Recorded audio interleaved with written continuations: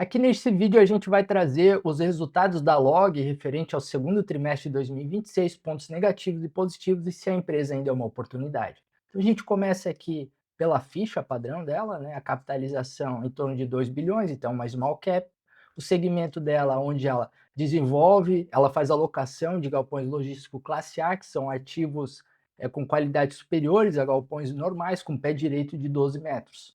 A empresa foi criada em 2008. E o modelo de negócio é justamente esse: ela desenvolve, né, compra o terreno, faz a construção desses galpões, loca e potencialmente no final do processo, quando o galpão estiver maduro, ela pode estar reciclando, que seria estar vendendo esses ativos.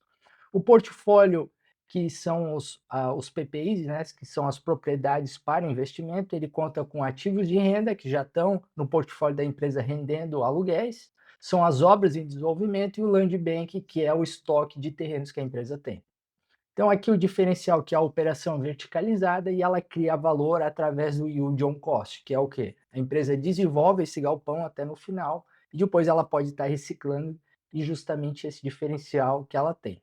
Então aqui a gente entra no gráfico, né? Qual que foi o desempenho da ação nos últimos 6 meses? Então a gente vê uma queda aqui para R$ 23 e a gente vai ver na sequência que essa queda não parece ter nenhuma relação com o resultado em si da companhia, mas sim está ligado ao componente macro, justamente a Selic, né? Agora a gente entra no DRE gerencial, né? Então aqui a gente tem a diferença, justamente onde eu coloquei, onde a empresa tem uma unidade que trabalha com alocação, onde são os ativos que estão no portfólio da companhia. A gente consegue ver aqui quais que são os ativos, né? Então todos esses ativos aqui são galpões logísticos que hoje estão rendendo aluguel e também cobrado a administração de serviços. Então todos esses ativos aqui estão nessa parte de locação. E aqui o desenvolvimento é justamente essa parte onde a empresa recicla, né? Reciclar, a gente tem uma lista, por exemplo, dos ativos que foram vendidos aqui só no primeiro semestre de 2026. Então, tem uma soma de 1,2 bilhões, né? E foram vendidos todos esses ativos aqui para fundos de investimento imobiliário, geralmente, né? Então, esses fundos de investimento imobiliário consomem esses galpões logísticos, porque eles são maduros, eles têm uma taxa de vacância bastante baixa, né? Que é a quantidade de tempo que o imóvel fica sem alugar, e os fundos gostam muito desse tipo de ativo. E aqui, então, a gente vê a principal diferença, a gente vê que o resultado ele veio em linha, né? Nada que justifique uma queda tão brusca, a gente vê a margem bruta praticamente vindo em linha, a gente vê principalmente a margem EBITDA tendo uma leve queda, né, no comparativo com o mesmo período de 2025, mas nada muito dramático. Aqui a gente já entra um pouco no resultado da companhia, então esse same range client é basicamente o quanto que a empresa consegue aumentar de aluguel para o mesmo cliente, né? Isso está muito ligado à qualidade desses ativos logísticos. Então, quanto mais disputado, melhor a qualidade deles, localização, tecnologia que é usado, maior a potencialidade que a empresa tem de poder estar aumentando esses aluguéis. Isso se prova aqui no ticket médio, onde a empresa conseguiu aumentar em 10%. E aqui a gente vê a evolução de trimestre para trimestre. Aqui a gente vê dentro da receita de aluguéis, onde a empresa possui, que a grande maioria desses clientes estão dentro de e-commerce. E ouvindo o call da empresa, o próprio CEO, o CFO falaram que eles têm uma exposição grande a Shopee, mas no caso a empresa, quando ela recicla esses ativos e passa ativos para fundos imobiliários, eles tentam estar pulverizando mais a sua base de clientes. Isso também é uma estratégia da companhia. Então a gente vê aqui a concentração, né? E a gente vê também o cronograma de vencimento de contratos, que é quando a empresa vai estar renovando esses contratos. E aqui a gente vê também os outros tipos de clientes que está na base da companhia. Aqui a gente olha a parte de endividamento, né? Então aqui a parte do loan to value é o aluguel comparado à base de ativos que a empresa tem, comparado ao PPI, que é propriedades para investimento. Então, comparando, o dado mais correto é olhar esse líquido aqui, ó, porque ele considera os recebíveis da venda de ativos. O que, que isso quer dizer? Que quando a empresa ela recicla ou vende um galpão desse, parte desse pagamento ele é parcelado. Então aqui a empresa está considerando, esses recebíveis que ele vai, tá entrando no caixa da companhia. E comparado então a esse dado que é líquido, a empresa tem, 10% do que é ativo dela atrelado, à dívida, né. Isso é muito bom. Aqui a gente tem também o cronograma de amortização das dívidas, né, com uma torre maior em 28 e as demais torres aqui, depois de 28, ela vai decaindo. Que a gente também vê o custo da dívida, né, que ela vai subindo, e aqui também ela tem uma queda no segundo trimestre de 2026. Esse dado aqui é importante, a parte de investimentos, porque a empresa ela tem uma meta dessa log 2 milhões, onde a empresa tem um cronograma de expansão bastante agressivo da quantidade de galpões que ela tem, e aqui ela coloca que a grande maioria dessa expansão que ela vai ser da reciclagem de ativos. Isso é positivo e negativo. Eu diria que é mais positivo, porque não está atrelado ela a se endividar mais, né, para estar construindo, mas ao mesmo tempo, quando a empresa recicla ou vende esses ativos, ela sai da base onde ela é remunerada por aluguel. E é justamente um ponto que eu quero chamar atenção, porque em muitos casos a empresa parece ser uma case de bastante dividendos, né? Mas aqui a gente consegue ver que a maioria dos dividendos mais robustos, como aqui, que aconteceu ali final de 2025, a metade desse ano até, ela veio da venda de ativos, não vem da operação. A operação de aluguel, ele paga esses dividendos menores. Então é algo para ficar de olho também. E agora a gente entra no cálculo da NAV, né? A NAV chama esse nome porque é uma sigla em inglês, chama de Net Asset Value, né? É como se fosse todos os ativos da empresa menos o que ela deve, né, para terceiros. Então aqui a gente tem o cálculo. Esse cálculo aqui é da empresa, não fui eu que fiz, então esse é o cálculo que ela entrega para os acionistas, o que ela acha que vale por ação. Então a gente tem aqui que é o PPI, que é a propriedades para investimento, nesse valor aqui de 4,5 bi, a gente chega nesse valor de 4,6 bi, e aqui ela vai tirando os valores, né, de dívida líquida, permutas, dividendos que ela tem que pagar, porque isso vai sair do caixa, sai do patrimônio líquido, contas a receber, venda de ativos, que soma, né, no caso, e ela tem aqui também esse valor que é somado. Então a gente chega num NAV de 3,5 bi, que a gente divide pela quantidade de ações. Então hoje a gente tem uma NAV por ação de R$ 40,87, sendo que o valor da ação está 25,8, no caso, na data do lançamento desse resultado, e o desconto por ação é de 37%. Então a gente vai ver para frente, tá, mas por que o mercado acaba descontando 37% do que valeria os ativos da companhia? A gente vai ver na sequência aqui.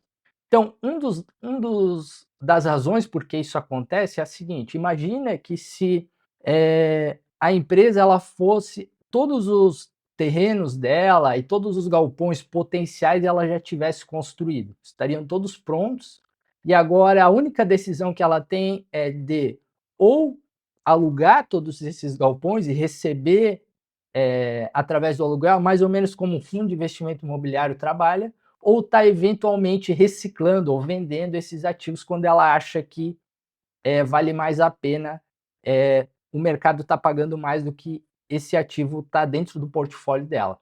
Isso é um cenário onde a NAV provavelmente ia estar igual ao valor da cotação ou com um desconto menor. Então, vamos supor, se ela agisse mais como, tivesse mais no estágio mais maduro como um fundo de investimento imobiliário, o desconto provavelmente seria de 5 a 10%, dependendo daí de quanto que ela consegue aumentar o seu aluguel acima da inflação. São diversos fatores que iriam ditar esse preço. Mas hoje, qual que é o risco que o mercado precifica para dar esse desconto da NAV? Primeiro que as reciclagens, elas são parte estrutural para estar financiando essa continuidade da expansão das obras. Então, vai depender muito dos cenários futuros. Será que futuramente ela vai conseguir vender tão bem esses galpões logísticos? Será que a demanda ela vai desaquecer, são todas perguntas que o mercado acaba, se existe uma dúvida ou se existe uma certa nebulosidade do que vai acontecer, o mercado acaba colocando um desconto. É a forma que ele tem para precificar o risco. O segundo ponto é esse FFO aqui. O FFO é Funds from Operations, que é o que é nada mais que um fluxo de caixa operacional, né, vindo somente do aluguel dos galpões que hoje estão no portfólio. Mas o que acontece? Como muito dessa nave, desse patrimônio que a empresa tem, ainda está colocado em quê? Em terrenos, em ativos que estão sendo construídos, então nada disso está sendo remunerado.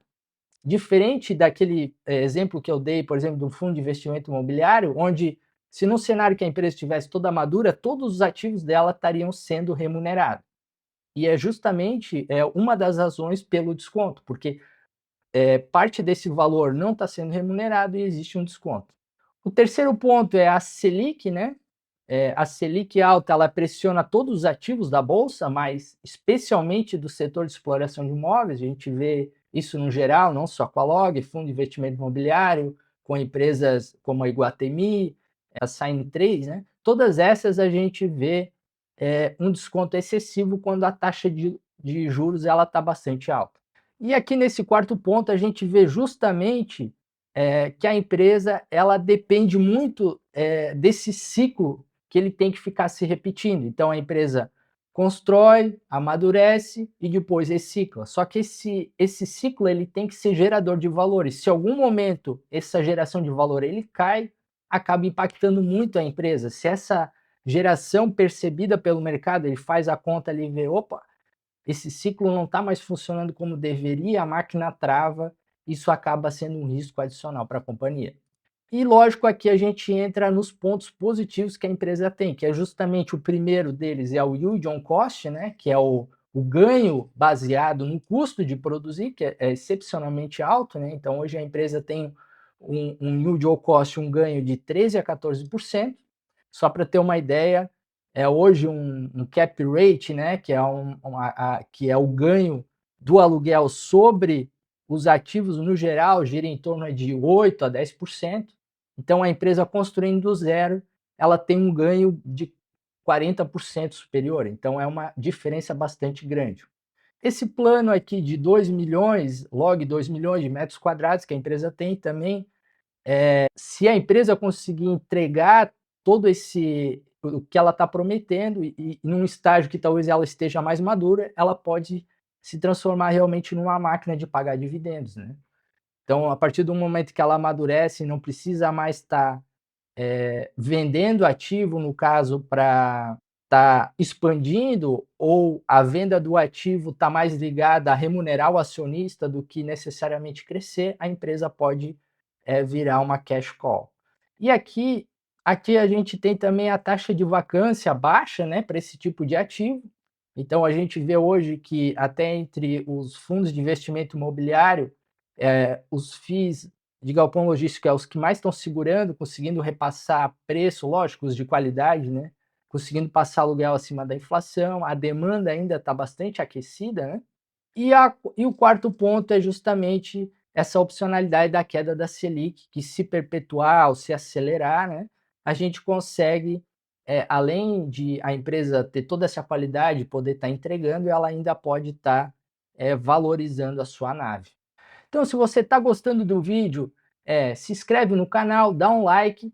E também a gente tem a parte da mentoria individual, onde a gente oferece para o investidor que tem alguma dúvida na sua carteira ou quer fazer um portfólio mais posicionado para dividendos e crescimento, a gente tem essa mentoria e também tem a carteira valor, onde a gente tem uma assinatura mensal, onde você tem acesso a um portfólio bastante completo de ações. Então, aqui concluindo, né, a parte do trimestre, a gente avalia como positivo, né? Então, o principal destaque é essa execução muito boa da companhia em estar reciclando esses ativos. Até quando ela finalizou o trimestre, ela mandou ali um aviso aos seus acionistas. Em agosto, ela reciclou mais um esse né? Essa é a parte de destaque positivo. O principal ponto de atenção é justamente o que eu comentei, esse desconto da nave está ligado hoje, a operação em geral do aluguel, né? Ela tende a ainda estar muito para trás em relação ao valor de nave, justamente pela característica da empresa estar crescendo, né? Então é uma empresa que hoje quem compra tem que estar ligado ao fato que esses montantes maiores de dividendos estão relacionados mais à venda de ativos que à operação em si de aluguel. E aqui a gente entra na situação que eu considero hoje, que a companhia está, é justamente essa qualidade operacional que ela tem, e ela está num ciclo de crescimento. Então, quem está comprando hoje, log, ela tem que estar ciente disso, né? Que os dividendos, em algum momento, se a empresa não direcionar mais esse valor que ela retém da reciclagem para estar financiando esse crescimento, o dividendo que é mais robusto, que é vindo dessa reciclagem, ele deve secar mais. E o dividendo maior, né, ele deve vir, e mais estável deve vir numa fase onde a empresa vai estar mais madura. Então esse foi o vídeo, obrigado e até a próxima.